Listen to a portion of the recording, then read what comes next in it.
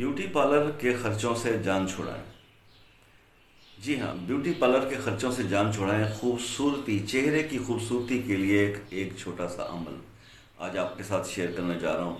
خاص طور پہ میری ویڈیو کو ہماری بہنیں تو بہت لائک کریں گی، اور مرد حضرات اس لیے لائک کریں گے، ان کی جو انکم ہے اس کا سب سے بڑا حصہ جو ہے وہ بیوٹی پارلرز کے اخراجات میں چلا جاتا ہے۔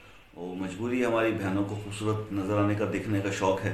یہ ہمارے اس وجہ سے یہ تو خیر جوک سیٹ کے ایک بات کروں گا، سیریس نوٹس پہ یہ ہے کہ ہم لوگ سب نا خوبصورت دکھنا چاہتے ہیں، خوبصورت بننا نہیں چاہتے۔ یہ المیہ ہے ہمارا کہ ہر انسان، مرد ہو، عورت ہو، بچہ ہو، کوئی بھی ہو، ہر انسان کی آج یہ خواہش ہے۔ سوشل میڈیا پر ہم دیکھتے ہیں کہ ہم لوگ خوبصورت دکھنا ضرور چاہتے ہیں لیکن خوبصورت بننا نہیں چاہتے۔ ہم اچھے دکھنا ضرور چاہتے ہیں، ہم اچھے بننا نہیں چاہتے، ٹھیک ہے۔ ہم نیک نظر آنا ضرور چاہتے ہیں، ہم نیک دکھنا چاہتے ہیں، ہم نیک بننا نہیں چاہتے ہیں۔ حالانکہ اصل مزہ تو یہ ہے کہ جو ہم نظر آ رہے ہوں ہم وہ بننے کی کوشش بھی تو کریں۔ ہم چہرے کی خوبصورتی کے لیے پریشان ہیں اور اندر کی خوبصورتی اس کا کیا، اس پر کوئی نہیں سوچ رہا۔ خیر، آج تو میں آپ کو وہ وظیفہ بتانے جا رہا ہوں کہ جو نہ صرف آپ کے چہرے پہ خوبصورتی لائے گا بلکہ آپ کے اندر بھی خوبصورتی پیدا کرے گا۔ آج کل کا سب سے بڑا مسئلہ کیا نا پتہ کیا ہے؟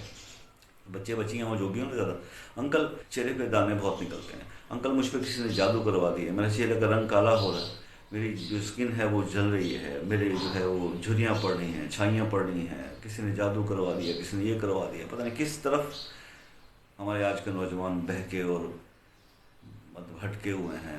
جس نے جس لائن پہ لگا دیا، کسی نے کہا کہ تم پہ جادو ہو گیا، کسی نے کہا کہ تم پہ جو ہے کسی نے نظر بد لگ گئی ہے، کسی نے یار یہ سب کچھ اپنی جگہ کے اوپر ہے، لیکن چہرے پہ دل کا عکس پڑتا ہے۔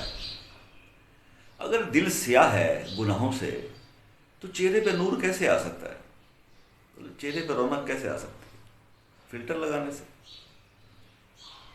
ایک ایسا پکا فلٹر جو ہے وہ اللہ پاک نے آپ کو دیا ہوا ہے لیکن آپ اس کو استعمال نہیں کرنا چاہتے۔ آج ہم اس پہ بات کریں۔ چھوٹا سا عمل ہے دوستو، رات کو سوتے وقت جب فائنلی آپ ہر چیز کرنے کے بعد رات کو سونے چلے جاتے ہیں، اس ٹائم پہ آپ نے یہ عمل کرنا ہے اور پھر سو جانا ہے۔ ٹھیک ہو گیا؟ اب کرنا کیا ہے؟ آپ نے 3 بار درود ابراہیمی پڑھنا ہے، اور 3 بار آپ نے پڑھنا ہے یا ارحم الراحمین۔ 3 بار آپ نے پڑھنا ہے یا ارحم الراحمین۔ اس کے بعد 10 بار آپ نے درود پڑھنا ہے صلی اللہ علیہ وسلم۔ صلی اللہ علیہ وسلم پڑھ لیں، صلی اللہ علیہ وآلہ وسلم پڑھ لیں، صلی اللہ علی محمد پڑھ لیں۔ بہرحال سب سے آسان یہی ہے صلی اللہ علیہ وسلم، صلی اللہ علیہ وآلہ وسلم۔ بس یہ 10 بار یہ درود شریف پڑھ لیں۔ اس کے بعد پھر 3 بار آپ نے یا ارحم الراحمین پڑھنا ہے، اور اس کے بعد پھر 3 بار آپ نے درود ابراہیمی پڑھنا ہے۔ بس عمل ختم ہوا۔ یہ سب پڑھنے کے بعد آپ نے اپنے ہاتھوں پر پھونک مارنی اور چہرے پر مار لینا۔ بس چند دن آپ یہ عمل کر کے دیکھیں، اگر آپ کے چہرے پر کیل چھائیاں وہاں سے ہیں، جھریاں ہیں، رنگ کالا ہو گیا، جو بھی ہو گیا، اب یہ کر کے دیکھیے، اس کو پھر کنٹینیوس رکھیے۔ چہرہ تو آپ کا خوبصورت ہوگا ہی، چہرہ تو آپ کا خوبصورت ہوگا ہی، لیکن کیا ہوگا کہ آپ کا دل بھی خوبصورت ہوگا۔ تو ہم نے یہاں پر ساری زندگی تو نہیں رہنا نا، آگے کا بھی تو سوچنا ہے، تو اللہ کی طرف بھی تو لوٹ کے جانا ہے۔ بس آپ کے اندر کی خوبصورتی، آپ کے چہرے کی خوبصورتی، یہ سب اسی ایک وظیفے کے اندر چھپا ہوا ہے۔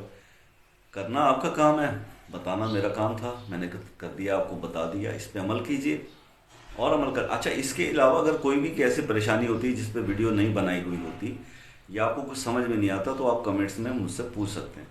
میں صرف نہ آپ کے کمنٹ کا نہ صرف جواب دوں گا بلکہ اس پہ موبائل نمبر بھی شیئر کر کے آپ سے مزید ڈیٹیل میں کچھ بھی پوچھنا چاہیں تو آپ کو بتایا جا سکتا ہے۔ پریشان ہونے کی ضرورت نہیں، عمل کیجیے گا، اللہ کو اس میں فائدہ دے۔